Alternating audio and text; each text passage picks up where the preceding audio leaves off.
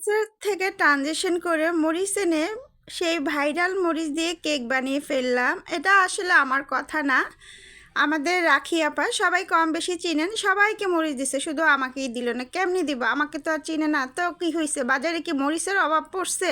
তা আমিও দেখলাম এই জীবনের প্রথম এই মরিচটা কেমন। তা আমি একটু কেকের বাটিতে বানিয়ে ফেললাম। এটা অনেকটা পিঠার মতনও বলতে পারেন, কিন্তু সত্যি খেতে কিন্তু দুর্দান্ত হয়েছে। মরিচটার ভিতরে আলাদা আমি কিছুই খুঁজে পাইনি, অনেকটাই ক্যাপসিকামের মতন লেগেছে, কিন্তু ভালো লেগেছে।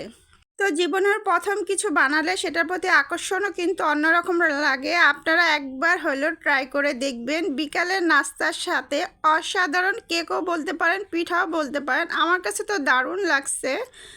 তো ভালো লাগলে অবশ্যই শেয়ার করে একবার হলো বানিয়ে খাবেন। বাসায় খুব অল্প স্বল্প উপকরণ দিয়ে, জাস্ট মরিচটার একটু দাম বেশি, আর যা কিছু সব কিছু কিন্তু বাসায় ছিল। ভালো লাগলে শেয়ার করবেন। আল্লাহ হাফেজ।